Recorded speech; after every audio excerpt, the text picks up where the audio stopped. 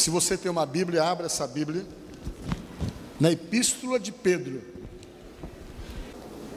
1 Pedro, capítulo 2, versículo 1 até o 3. 1 Pedro, capítulo 2, versículo 1 até o 3. Amém? Diz assim: despojamo-nos, portanto, de toda maldade e dolo, de hipocrisias e invejas, e de toda sorte de maledicências. Desejai ardentemente, como crianças recém-nascidas, o genuíno leite espiritual, para que por ele vos seja dado crescimento para a salvação, se é que já tendes a experiência de que o Senhor é bondoso. Amém? Podemos assentar. Irmãos, eu quero, através dessa minha pregação de hoje, mostrar exatamente pela Bíblia posicionamento, estilo de vida, maneira de viver como cristão, como seguidor de Deus, que vocês sabem que é uma das coisas extremamente difíceis para qualquer ser humano, porque todos nós somos carnais, nós somos movidos pela nossa estrutura física tendenciosa, que nos leva muitas vezes a fazermos até aquilo que nós não queremos fazer. A verdade é essa. Então, quando você faz uma escolha de servir a Deus, você entra numa luta contra você mesmo. Você entra numa luta contra as suas tendências. Você começa a ser regido por um ensinamento, pelos ensinamentos de Jesus. E quando você começa a ser levado ou dirigido pelos ensinamentos de Jesus, implica no fato que você vai ter que dizer não para você muitas vezes. E você sabe que uma das coisas mais difíceis para todos nós é dizermos não para nós mesmos, é brecarmos as nossas tendências.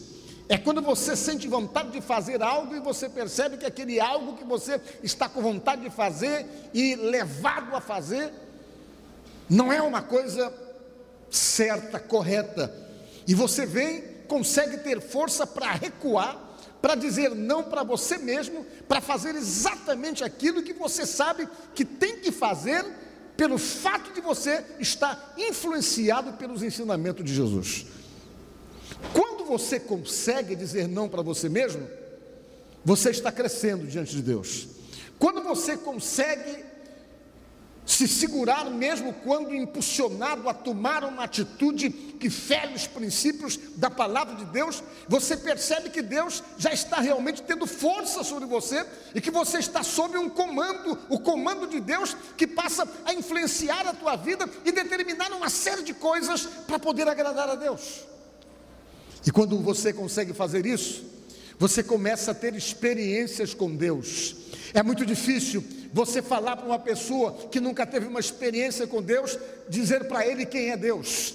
Mas quando a pessoa passa a ter uma experiência de fato com Deus, pelo fato de optar isso, de fazer essa escolha, de se envolver com Deus, que ele passa a ter as suas experiências pessoais, as suas experiências individuais, aí sim a pessoa começa a entender quem é Deus, começa a compreender o agir de Deus, começa a perceber que Deus, Ele está presente, tão real nas nossas vidas, pelas experiências que você passa a ter com Ele. Diga glória a Deus. Mas para você ter experiência com Deus, você tem que negar-se a si mesmo. Para você ter experiência com Deus, você tem que realmente se aproximar mais de Deus.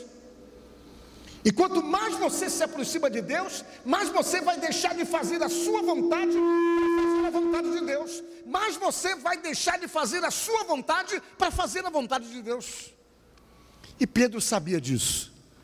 Sabia que mesmo quando nós tomamos conhecimento de Deus e nos envolvemos com Ele, e passamos então a termos experiência com Ele, a nossa vida, ela tem que passar por um processo de mudança.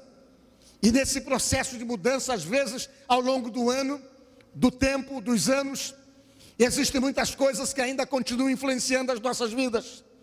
Muitas coisas que estão tão arraigadas em nós, tão presentes em nossas vidas, das quais nós não conseguimos nos livrar, das quais nós não conseguimos romper.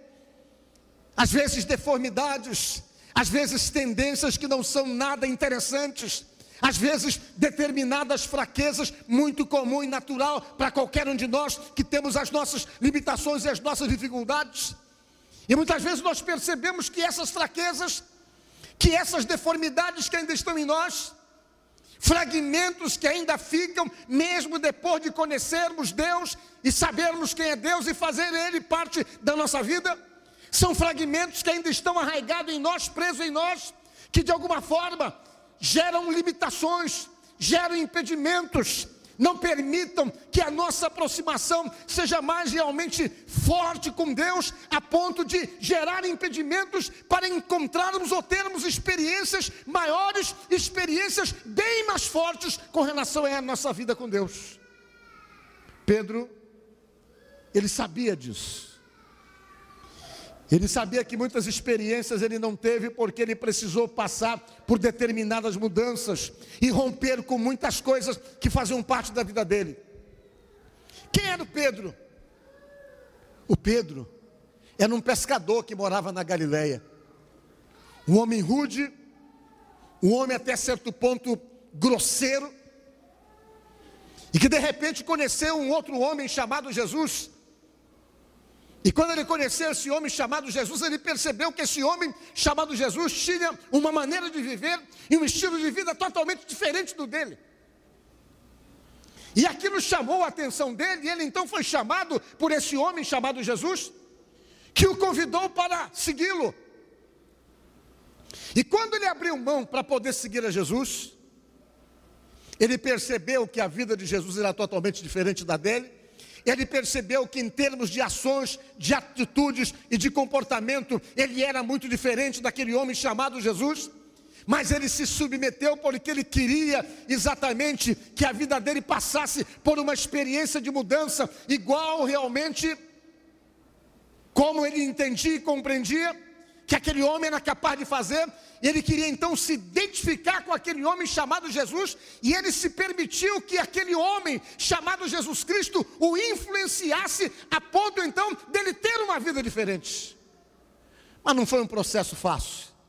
Ele era duro, e algumas vezes ele era resistente. Ele tinha aquele posicionamento duro de achar que as coisas tinham que ser do jeito dele. Ele tinha opinião formada. Ele tinha toda uma influência lá do lugar onde ele vivia, do seu próprio trabalho, e Jesus então começou a tratar com ele. E quando Jesus tratava com ele, Jesus sabia que ele era um homem que precisava de um processo de mudança, porque ele ainda era muito duro, era muito resistente, mas Jesus Cristo sabia e entendia que ele podia mudar. E Jesus então passou a influenciá-lo com os seus ensinamentos. Ele era rude, ele era grosseiro, ele queria resolver os problemas na faca ou na espada. Ele era intolerante. E ele abria na sua vida muitas brechas que faziam com que o inimigo desejasse pegar, ou seja, tomar conta da vida dele. A Bíblia diz que o diabo vivia pedindo para Deus: deixa eu pegar esse camarada. Mas acontece isso, pastor? Sabe o que a Bíblia diz? Que o diabo é o acusador. Ele é alguém que chega e diz: olha, aquela vida tem que estar sob o meu domínio. E ele via isso na vida do Pedro, espaço, brechas que ele abria, que davam a ele uma tendência que o aproximava muito mais do maligno do que de Deus. Então ele foi lá pedir para se andar com Pedro, porque o Pedro estava mais tendencioso para o lado dele do que para o lado de Deus.